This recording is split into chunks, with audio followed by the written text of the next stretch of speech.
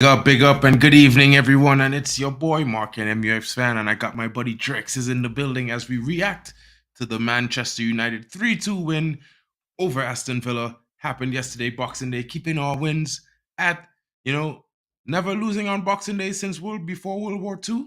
Amazing feat by the Manchester United team. And it was congratulations to the team again for their performance. They had to come back from behind and do a very good job, show their resilience and play very well, and they deserve the victory, guys. And as we get in it, take this time, smash those like button, subscribe if you're new, leave your comments and criticisms below. Let's get into this, guys.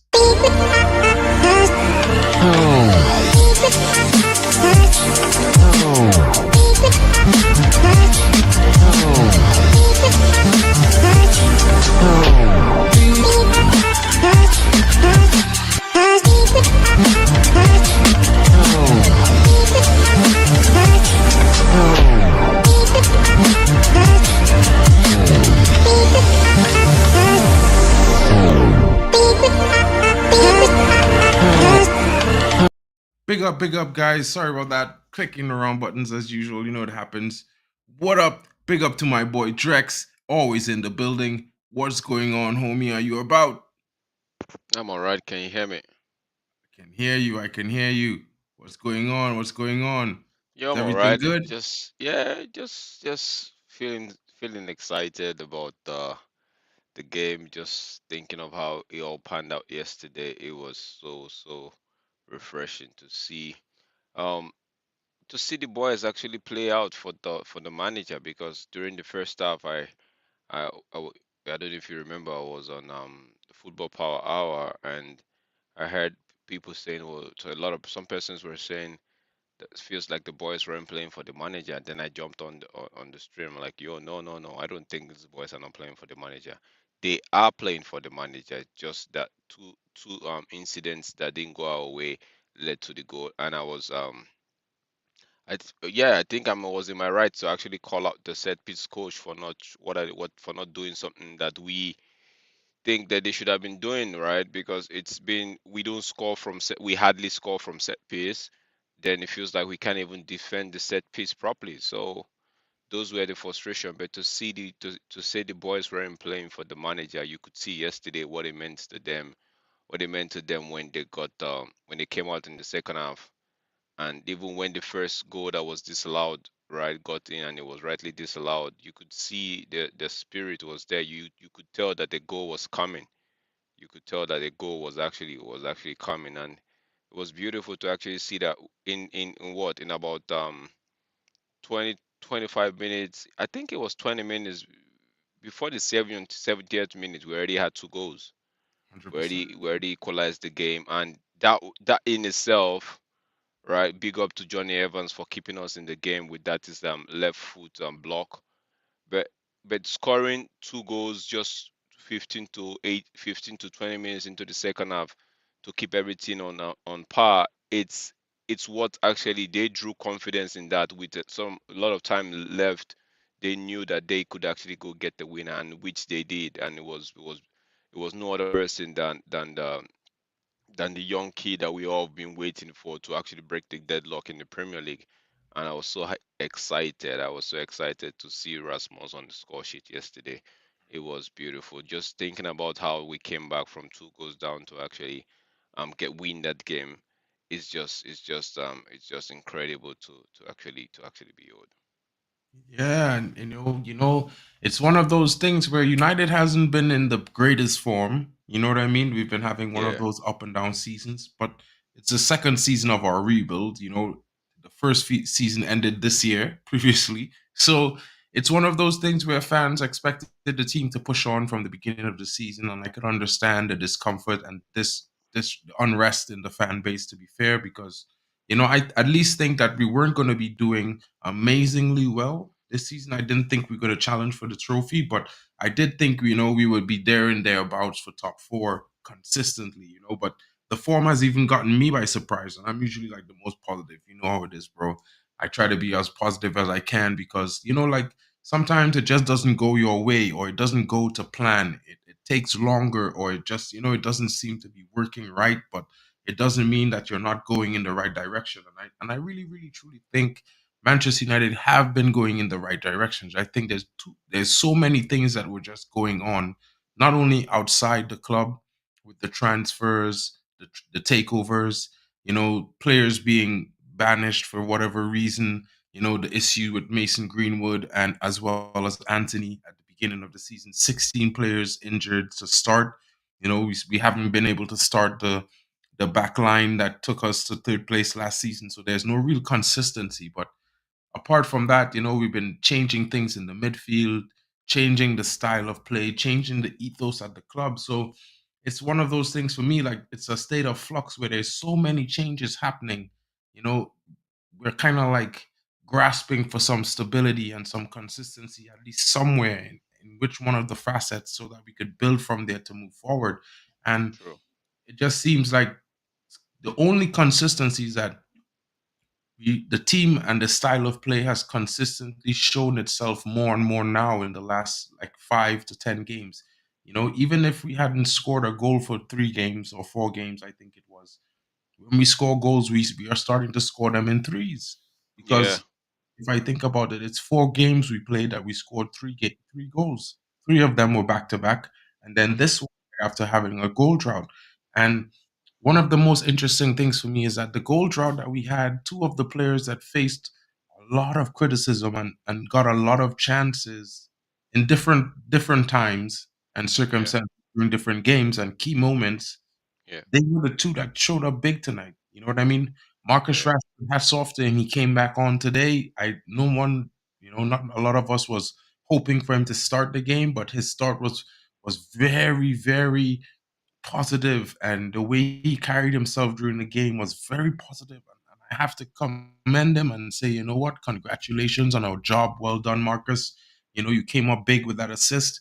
You would have had two, but it was Hmm. disallowed by VAR. And I think it's a really good performance from you. Like, I think he kept it simple. He didn't try to attack, one on one, all the time. I think he was like, you know what? I'm gonna take chances to attack, but what I'm gonna do, I'm gonna try to feed balls into the box for the striker or other attackers to get the goal, and that's what he did. And Yeah. hats off to him. Yep. Yep. And the fact that he kept it simple. If I dribble and it doesn't come off, then I do look for the second option. That he just kept it simple, just the way we've been wanting it. And I noticed yesterday he was getting a lot of fouls from the Villa players, right? So that in itself could tell you that he was doing something. He was threatening them. So they needed a situation where to take him out. First of all, the goalkeeper, that tackle fine, he got the player. But if that was another player outside the goalkeeper's territory, I think that would have been a yellow card, or might even deemed something very, very dangerous, right? But it is what it is. The players, even the what's his name, Konsiak, I can't really pronounce his name. The right Konsa, back, yeah, Konsa, the right back for Villa.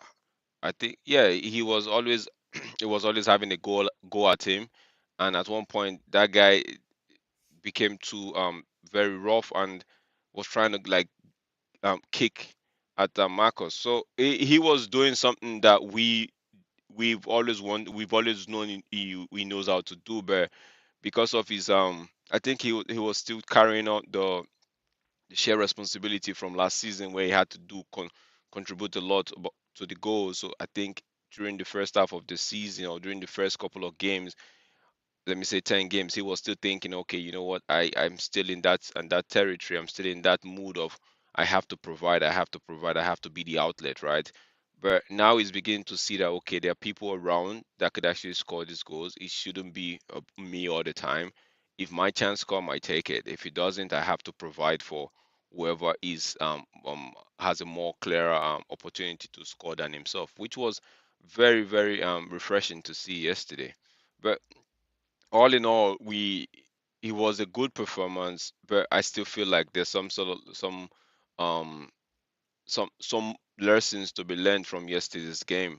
The fact that we every time we scored, Villa was already like they were gunning down our throats, like they want to get the goal back.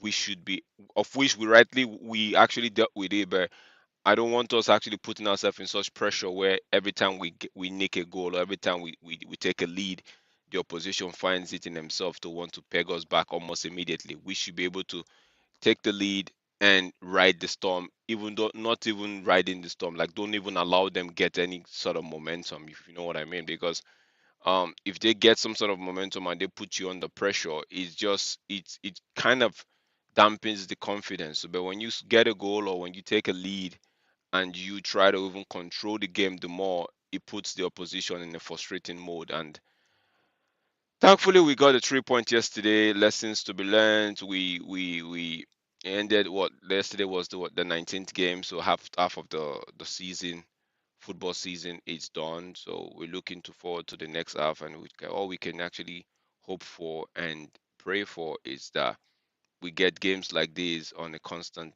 basis now, as to just the roller coaster up and down that we've been used to in the past 18 games. 100%.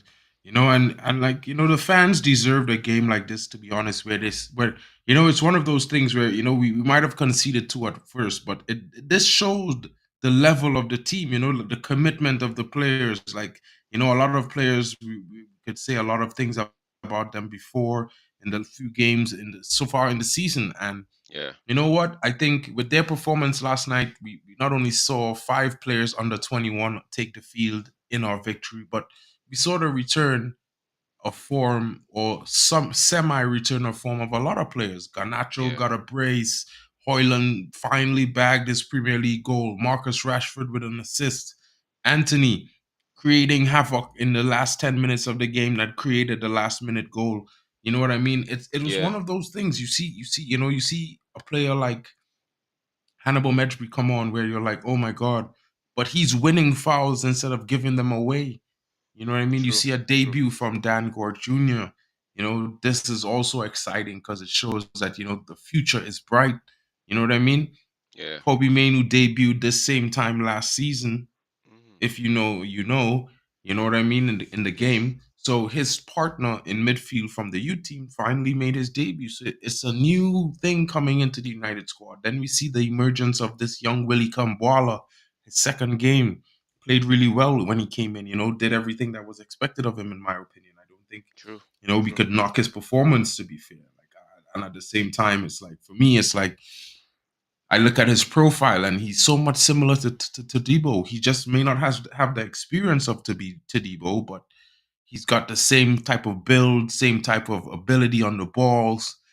He's got that aggressiveness. He's got pace on him. So I've just been thinking, when you consider what is possible in the transfer window, maybe we switch tact on the defender and options that we're looking at. Maybe we don't go for Tadibo and we go for something more left sided to provide cover for maybe like Alessandro Martinez or something like that. What are But your thoughts, but Drex? yeah, I would say if it's still possible, we could still get um if he's available and the price is right, then get the Todibo done, because you know what, in the summer, that puts, you already know that you might end up getting rid of, you might end up selling um, um, Harry Maguire. So why don't you just get the replacement in the young kid to them? The young kid Kambuala is still maybe touch and go, right, right. So it's not, you don't want to put such heavy duty on him, right? You want to be able to share the workload and get more experienced hands in. But so, yeah, like I said, so if the price is right for Todibo and the deal is right there to be done in January, and if it, I'd rather get it done as to waiting to. I know we could wait till the summer and get more options, but if we're looking at selling Harry Maguire in the summer or even in in the January window, then maybe a like for like replacement might do us. But if Harry Maguire, if depending on what they think, if they say okay, consider, we're not considering selling any of our starters or any of our key players in January, then maybe push the count down the road and see what might happen with the Todibo, because you like, if the reports are to be believed, the Spurs I read this morning that Spurs are actually trying to cool off interest from the Todibo thing. So yeah, you never can tell. There might be better options in the summer, but again, if the price is right and if the player wants to come and if Ten Hag sees him an important player, then why not do it? Doesn't mean that the young kid Kamboala wouldn't get his game time. Nobody expected him to actually start, but he did start. He did play his part in the Liverpool game, and so he played his part yesterday. So there's hope. There's always hope. So that Yeah, doesn't and mean we shouldn't do what we need to do as a football club. It just means that we have to be we have to now we're going to get a little bit of structure. Then the structure has to be in position to actually decide, okay, do we need this, do we need that, what we need, what we don't need, and just take it out from there. But in my opinion, if Todibo's deal is right, if the price is right, if it's good for everybody, then we might as well just take him right now, and big with the up to Mick mindset that Ruby coming in live. yeah. 2024, we be frying some bacon, believe. And I agree with you, Mick. I 100% believe that because, Big up, for Mick. some reason, I think with the emergence of all this youth coming through, Drex, I think that we're gonna see something new. We're gonna see a different outlook to Manchester United, a new energy in the club. There's a lot of players on the team that may need to leave, or a lot of the players might be suddenly thinking, maybe we need to work harder and resurrect our careers because with the new 25% stake, with the reputations of the new members of the board coming in, CEO Blanc and Sir Brailsford, these guys have to sharpen up. Yeah, Mick. It's been easy. I've been liking it. It feels nicer to use for me. So like I've been trying it out. You know what I mean? And like I've been saying, Drex, I feel like the players are gonna perform a little bit better now because now there's no more uncertainty on what's going on with the club. Now the club is moving forward in a positive direction. It So it's just to see what the players do, how they it perform, how it's they interest they. it, Hmm? it's interesting to know, right? Big up, Mick. It's interesting to know that now if one of the if we can get players like Anthony Marshall off, right? Like I read in the report, maybe you're gonna touch on it later, but I read in the report that nothing is gonna be done until Sir Jim Ratcliffe gives an okay, which to me it's interesting because if we can, what I was going to say is if those players don't have the ears of those important guys like the CEO and the DOF, now we know Richard Arnold is done, right? John Motto, there are reports saying that he will be done as well as the director of football in the club. Now imagine those two personalities are out of the way, right? Then the players have to be on side with Eric Ten Hag because guess what? Whether we like it or not, whether they say Eric Ten Hag is going to lose his job or not, while he's still here, he is still the one that has the ears of Ratcliffe or Sir 100%. Bradford. So he's the one that the players would want to go through. He would be the one that would act as a middleman. So just the same way report had it that Pogba actually tried to convince Ole Gunnar Solskjaer to talk to the board to get him a contract, right? It's gonna be like that because every player now knows that okay, my the person I have as my contact in board level at board level or at the helms of affair, those guys are not going to be there. Their power is as good as zero.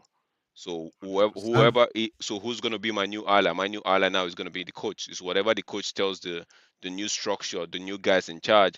That's what they're going to do a review, and they will take the coach's words into consideration, not the players.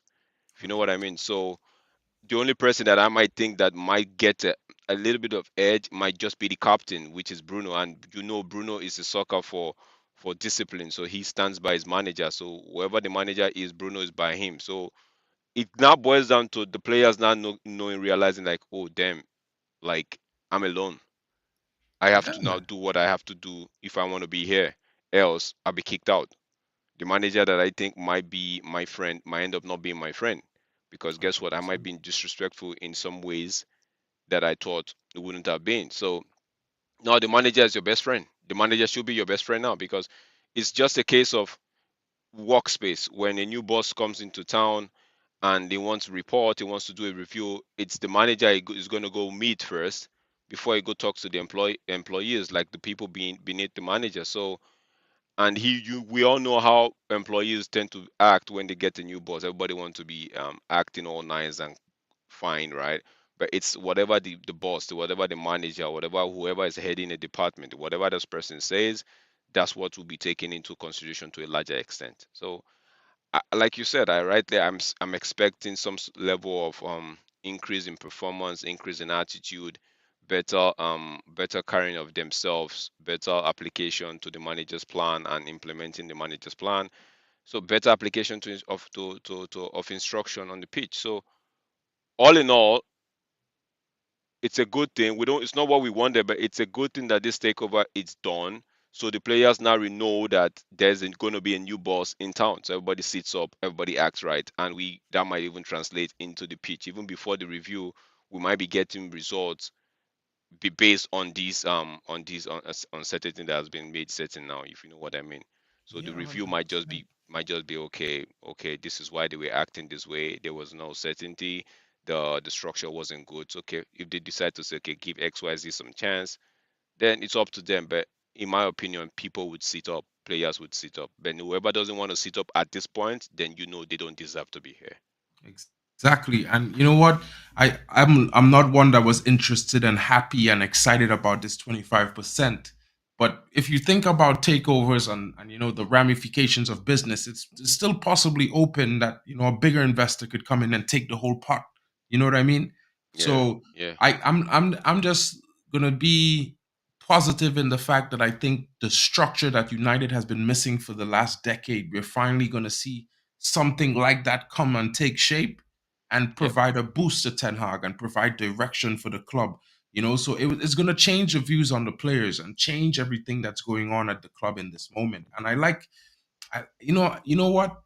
I've been thinking that for some reason I've been thinking since the season start, United is going to have to wait until the business end of the season to see the good performances and see the progress of the squad. But I really didn't bet or think that we would be doing this, making it a little bit hard for ourselves. You know what I mean? I didn't yeah. expect us to be in sixth. I thought maybe we'd have been in fourth or fifth, 2 points off the top of the table. But you know what? We're 10 points off the top of the table, 5 points from fourth place, and it's not that bad because if you look at it, United has a chance. Everyone's written us off. Everyone's like, oh, this one is a top contender. This one's a top contender. This one could come back. We know about City. We know about Arsenal and Liverpool, but United are drowning. So now, when you have this interesting prospect where United has suddenly beat the third place team in Aston Villa, who has been giving trouble to all of the top performers this season so far, it's something like a message because United dominated the game. Mhm, We mhm. conceded from two mistakes, and hats Yeah, off to Villa capitalizing on those mistakes that we made. But it was amazing that United could find the energy, the confidence, the courage to fight back. And it was almost around that same time I was saying that myself in the group. I was saying, you know what, these guys need to find some teeth in the bite. They need to come out and fight in that second half and show that they want to be Manchester yeah, United players yeah, because yeah. at the end of the day, whether we like the manager, whether we dislike the manager, whether we like some players or dislike some players, this is the team that we have. And At the until moment, yeah. changes come and new True. signings come in and we see outgoings, we need to be behind this team and behind this manager. And another thing, Drex, we have a style of play, we have a system, we have tactics, Yeah, and finally, we have players willing to work hard. You know what I true. mean? And that's the biggest thing. And, though in the first half, we had that first 20 minutes of, what I would say is like disarray, disappointing performances, players unsure, making mistakes. No, it wasn't really disarray. We actually the game plan, the guys actually stuck with the game plan, but it was just the unfortunate incidents that happened. We finally in fair play, fouls are allowed in the game. Fouls are part of the game. We gave a needless foul away. They capitalized on it. We had the other one was a corner kick or something like that, and a set piece, and it was two goals down, and these guys were like, okay, what's happening here, right? What's are we gonna, is it that every time they get a set piece it's gonna lead to a goal? Let's get back. Concentration has to be high. And so they actually they stuck to their guns from minute one. It's just was unfortunate that those two incidents happened, and it really happened early, so they had time to actually put themselves together and go for it. Because if you realize in the first half, we were even on rightfully so on Football Power Hour. Omar was like, we were getting caught offside, but yet we weren't scoring those offside goals. If you know what I mean. 100%. So if we're if because if we're not scoring those offside goals, then therefore means we're not taking the referee to VAR to actually go back to VAR to actually look at some lines and draw some lines and be like, okay, are they put the officiating team into to work to make them okay draw the lines and be like, okay, this is not a clear offside, this is a clear offside. But we weren't doing that. But in the second half, when we scored the first goal from and it was rightly so offside, we had to make the officiating the referees and his team work, and they were had to go to VAR and draw their lines and be like, okay, it was offside. Then we knew, okay, the goals were gonna come. We knew that whatever we were doing, we just needed to refine it a bit, and we'll beat the trap, which we did. We pressed the ball high up in their half. We got the ball. Bruno played the pass. The guys kept their lines. So because we could score those offside goals, everybody knew what to do. Everybody knew, okay, I'm not going to go ahead, I'm going to hold my run a second later, that Hmm. way. Yeah, so when they have to take the game to VAR, they could actually say, okay, you know what, subjective or objective, it's something. But when you don't even take your chances, even when the referee raises the flag and you don't even try to convert those things, it just makes the game easy for the opponent. They keep saying, okay, you know what, our job is our whatever trap we're setting is working, so let's keep going 100%. at it. But when you score the goals and you put them on the edge, I'm like, okay, was that really an offside? Was this not, or did we just get saved by VAR? You know, then it start making the defense line a little bit shaky, and one person would actually be got up, would actually set the trap and would be the one playing everybody on side, and which happened yesterday, which really Yeah, happened in the exactly. second half. One person Exactly. was actually nervy, and he put every other person, he put most of Manchester United players on side, and we got the goal. Exactly. And as Alien Tenor is saying here, coming in really big. Thank you so much, my bro, for the support. Mainu and Evans with top draw last night. Oh, of course, And yeah, this is, man. and Like, man, it yeah, was we said amazing it to watch, yesterday. guys. You know We what I said mean? it Like yesterday. Johnny Evans was, Evans, yeah, man at of the what, match for me, you know what I 35. mean? Yeah, you I said would man give of the him match man of for the you match. He yesterday. Yeah, saved our yeah, game, to be fair. yeah. Like, Garnacho bagged the Not brace. just the third goal where he blocked the shot, but if you remember in the first half when they already had two goals up, I think it was Dalot that gave a ball away, and Ole Watkins was trying to make a run. He actually stepped in. Evans stepped in and collected the ball and advanced and almost went to create something for the team. So it's just refreshing, man. It's just refreshing to see that. Most of us didn't really like the signing of Evans because we were like, what are they doing? Are they penny pinching here, right? But it has turned out to be an experienced head who's where I know the pace is not he's not really got that pace anymore, but his experience is actually proving to be very, very, very important for us right now. Very important, like Alien is saying here, come Boala, Bennett, Mainu, Gore, Hoyland, Garnacho, Ahmad, Lacey. The future looks bright. 100%, man. 100% 100% Alien bright Turner. Alien. 100. Top top lad, man. Like I've been following the U team for the last 2 years, bro. And seeing Dan Gore come on last night was huge for me because he deserves a chance. You know what I mean? When you Yeah. see we're ending a game for the third game in a row, and you see we have 5 to 6 United youngsters from the academy under 21 on the field, it brings that kind of cheer to your heart because although United didn't have that strong start to the season, you know, we're working our way through the season, and suddenly we're starting to find that form, find a little bit of consistency, and the youth are coming through and they're coming big. Kambala had a great game against Liverpool, and then he came in last night and looked experienced with the way he displayed himself. You know what I mean? You see in Kobe Mainu starting to general the midfield. He's like sort of the conductor right now. He's the one that keeps us going, keeps us sturdy, Yeah. releases us in some points. And it just keeps getting more and more interesting. Now that Dan Gore is coming in, That's a different type of style Do, player. I do you think know? he's Do a you know what? lot like a lot of people might hate when I say this, but when I look at Dan Gore play, he gives me this feeling like I'm looking at Paul Scholes. I don't know why, guys. But when he's on the field and the way he moves and he sets up, he gives me a feeling like a Paul Scholes. So I'm looking forward to see what these kids could do. I'm looking Some forward to see what Eric Ten Hag is about no to do. something Eric Ten Hag did yesterday, and which I really like. It was this morning I actually realized it. Like, yo, 3-2. Villa had some sort of momentum. They were trying to pile up the pressure, and this man just made those substitution and threw in the kids. Maino, I'm sorry, Gore, Hannibal, and Kambuala. It's like, you know what, guys, it's all on you, right? Because you could throw in kids that are not experienced, and the Villa could actually capitalize and get a goal, right? But what I read this morning, I was like, did this guy just let the kids know that, yo, you can go defend this lead? We already, you see, I like big up Elenteno, right? It says Menu and Go in the midfield. Them boys are twins. Get used. Of course, we very soon,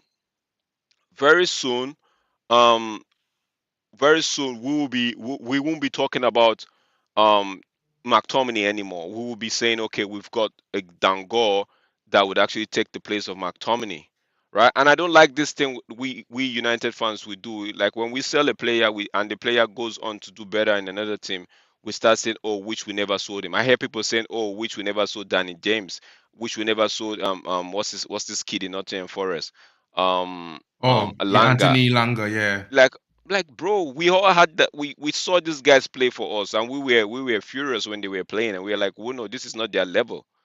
So 100%. let's give these young kids time. McTominay leaves, Dan God has his position, and let's see what they can do, right? The manager yesterday just gave them some level of confidence. 3-2 game. Some people say game was over, but in my opinion, you know how shaky our defense were. But he said, go in and get me the win. Go in and make sure this win is secured. Go in and secure this win. Do anything possible to ensure. And you know what I said yesterday? Bringing Hannibal, I was scared and I was skeptic, like he might give a foul away at a very dangerous position, right? But he ended up winning the foul right at Villa's end. I'm like, yo, man, this is impressive. This is maybe he actually listened to the manager, and the manager said, "Don't go do stupid stuff. If you want to do anything stupid, make sure it's on the other half of the play of the opposition," which he did. And to me, that's giving them some huge responsibility and ensuring that they don't lose that game. And they coming out with the club, with the shares from the Old Trafford faithfuls, and with the win, it gives them some confidence. It gives them some level of, okay, this manager trusts me to actually see out the game. That's how I see 100%. it.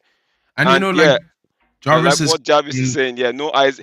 Ansin, right? I think the problem Ansin is gonna get, if I'm pronouncing it well, is I like Isak, right? But I feel like he's of the same height as Gore, right? Yeah, I think his height might be a big challenge, but we never can tell. You never can tell. We might have a crisis at the right, because I think he's right winged. He plays from the right wing, right? actually, yeah, actually to me he plays anywhere across the front in attacking. Like But I think I've seen him Isaac most of the Hansen time is he's a played. very, very technically gifted midfielder. I think he's a cam. He would be perfect as a number 10 in my opinion. I think he's better than people might hate this as well. I think he's a better version of Odegaard in my opinion. And the only problem with him is that I see, the English game has this fantasy with the hue with big players, and as technically gifted as he is, he's very smart in his play and intelligent. So I won't be surprised if he comes into the team and he plays and he deals with the physicality of the Premier League. I just think a lot of people might be second guessing him because of his size, and No, that's but no, and in but my opinion that's bad. They yeah, shouldn't be second guessing him because of yeah, his side. it's bad, but we you like with that in mind, with the size in mind, right? It's up to the manager to say, okay, you know what, there are some games you're gonna play, right? Let's try you out in some games like the FA Cup. If we're gonna be playing a side let's say, for example, we get a Wigan. Reading, uh, or we get even what should we call it, We're playing which Wigan. team? Our first Yeah, game we was play. against Wigan. Okay, like a Wigan game, right? You just play. Maybe you want to get some sort of level of security. Play the boy at 10, then have Amrabat and Ericsson behind him to just show up in terms of protection. If you know what I mean, protection, right? Play the boy at 10, give him Amrabat and Ericsson behind him. Let him do. That way he can actually know that he looks behind him. He knows he has two experienced head in there. He has maybe an Anthony on the right and a Garnacho or Rashford on the left. Then that way we can actually see if he's got the physicality of the league, right? Um, yeah, I honestly, Teno, I would get Mason back. I would get Mason back because if Mason coming back and doing what he knows how to do best, it gives, like you're right, it gives these young boys like the Isaac, like the Gore, Kambuala, Maino, it gives them this assurance like, yo, if I do well, I'm getting into this team. Not If I only do that, but I think it- what Mason Greenwood provides is that unpredictability, left or right, and he's one of those players that knows how to dictate a game when he's in the attacking phase. You know what I mean? I think him coming in would provide a lot of creativity and a lot of options for no, Hoyland I'm and not even I'm not Garnacho. even talk, I'm not even talking about the game. I'm talking about he might have, people might say, okay, because of what has happened in the past, but you never can tell. He might, like, I'm a sucker for second chance. The boy comes in and most of these young kids are looking onto him and like, okay, that put his personal issue aside. I'm like, okay, how are you doing this? How are you doing this in the team? How are you able to, because nobody knows who's your strongest foot. How are you able to build confidence? You didn't play for almost 18 months. You stepped on the pitch and in Getafe, and it feels like the football never left you. Like those little, whether we like it or not, Mason has gained some experience that he could pass down to these young kids, and these 100%. young kids can actually look at him in the football sense. I'm like, okay, if Mason did it, right, We we can can do do it it. too. You understand? That's what I mean. But going forward, he can actually add to the team. But I'm just saying, on the kids, on those kids are actually going looking to go into the first team. United is good at bringing kids into the first team. So and now seeing Maino coming up, seeing Kambuala getting a start, the Fletcher kids and Isaac, the handsome boy, might be thinking, okay, it's only a matter of time. It's only a matter of time. My manager might look my way. I should be doing I keep doing what I'm doing, try to improve. The manager might look my way. So it's only a matter of time. And I know it hurts Jarvis the most because the boy is Norwegian, I believe, and No, but it will be. No, I I'm just I saying know, from I this know. angle, right? Yeah, It yeah, yeah. will be so interesting to have to see such boy, not just because he's Norwegian, but because he has the talent to Yeah. actually play. Mhm. Having the talent is one thing, to being a fan for or coming from a region where you support a club, but seeing your person actually knowing how to deliver, knowing that this person has the talent, right? I just feel like if he can actually get a run of game, let the fans and the manager see what he can do even under pressure, then we could actually make a very informed decision as to what we want to do with him. 100%. And like Yeah, Alien and Tenno like what? is saying, Yeah, yeah, Mason yeah. Go Greenwood ahead. has learned a hard lesson in life. 100%. And he will pass You see those that was lessons on. You know what I that, mean? that's what I'm trying to say. That's what I'm trying to say. I was trying to say that in the first place. Like, other than his contribution to the team, his own life lesson, these guys can actually be like, bro, you didn't play for 18 months, but you went to Getafe, one preseason, and you're firing on all cylinders. Like, how did you? So these lessons can be passed to these boys, to these young kids, and they know that they shouldn't be treading some waters if they want to actually stay in the limelight. There are some waters they shouldn't be treading. So everybody, 100%. it's sad to say it, but Mason has learned from his mistake, if there's any there. So these boys also would learn from Mason's stories, and they would be like, you know what? I don't want to walk that path. I want to be Exactly. professional. Keep it Exactly. simple. Exactly. And you know what? Hats off. We're all buzzing as fans. A great performance from the team overall. They came back and fought to the end. Three unanswered goals against, Aston Villa, who were leading 2-0 up until the half. And, we took the win home and we kept our records intact. We showed that we have the quality in the team, and yes, Alien Tenno. And we show that we have a point to prove. And this young man has been playing with with that maverick on his back for the entire season at Getafe so far. And I do the watch alongs for him. And you know what? He has a point to prove, and I want him unleashed in the Premier League, to be fair, bro. Like, I can't, like, if I had my way, I would be his biggest supporter, waving the MG11 flag on a match day at Manchester Old Trafford, bro, because I think this young man is one of those mercurial players that come once in a generation, guys. We have Garnacho coming up, but I think the only way to get Garnacho to the height and the peak of his ability is to have him play alongside Mason, because they have similar, they're not on the same side of the field where they predominantly play, because Garnacho predominantly plays off the left, but they have that Yeah. similar kind of energy from them. And I think if he sees Mason Greenwood and how he carries himself, not only during training, but on the field when he's playing in games, I think that will unlock something in Garnacho, because he has that similar kind Not of just not ability. just not just Garnacho, also Anthony, Toyland. because also not just Anthony Oiland, like in terms of Anthony, like Anthony will come to the realization like, yo, this kid has a powerful right foot and a powerful left foot. We don't know which is his favorite, right? So Anthony might be forced to actually develop his right foot, even if it might not be so good as Mason, but he would be able to put in some crosses with the right, perfect crosses, be able to take a shot with the right. So it's not just only Ganache that might learn from him. It's also he would trust me, he would end up elevating the team in terms of when we need somebody to bail us out. Mason might just pull something out, a rabbit out of the hat, and boom, 3 points, boom, equalizer, sets us up on the game, and we don't know, we might take it out from there. So it's I just hope that they make the right call, those in charge, and don't just let him go. Make the right call, and that's it. That's it.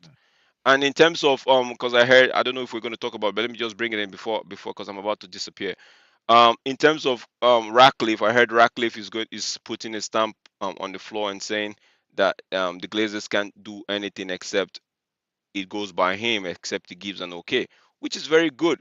But I just hope that they don't end up turning this club into something that it's not. Like, get don't be they shouldn't hold. I know it's a British team. I know it's a British club and all of that, but they should always keep the core tradition, which is we've always been not just a global fan base, but we've also been a team that have actually had players from all parts of this world. We've had Trinidad players, we've had Nigerians in there, we've had the British players, we've had the South Americans, we've had Argentine, we've had Brazil. So keep it open, not just streamline it to just one region, right? So, and also a good thing I think would benefit us United as a club, and is the fact that the press might cut us some slack, because guess what? It's a British person that's owning part of the club, so they might just be like, you know what?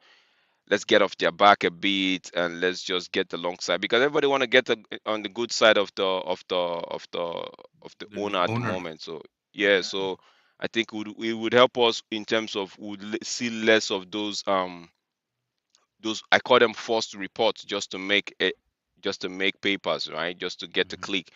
So all those forced reports, we might end up seeing them reduced, and maybe we just get some sort of seniority, calmness or sanity around United for now. Yeah. 100%, my bro. 100%, my bro. And as we close the stream, guys, I'd like to thank you all for joining us. Thanks, my buddy Drex, for taking time off from work to get in and give his comments. Anytime, bro. Peter, Anytime. Alien Tenno, my bro, thank you so much for getting in, showing all the love and support. Jarvis, thank you for getting in. We all want to see Isaac Hansen, bro, to be honest. I might talk about him being a little bit small, but his ability is more than small. It's giant size. So let's hope that they come through. Thank you for Mick for pulling through. Everyone joining us, those looking at the stream live, anyone coming in later on and checking it non-live, please leave your comments, your criticism in below. Let us know what you're thinking and how you feel about Manchester United 3-2 versus Aston Villa. What are your thoughts and thinking as we go into the second half of the season and the business end, guys?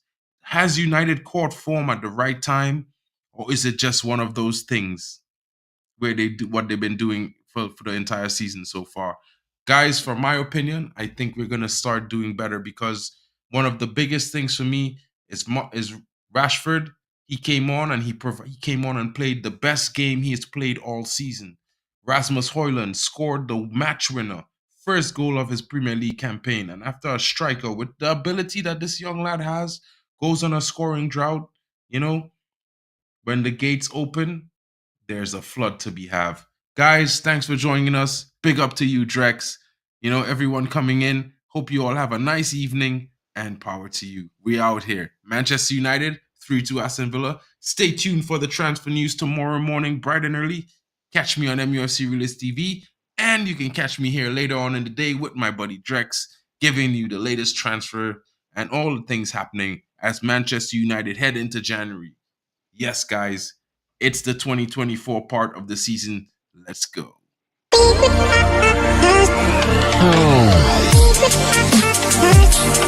Oh.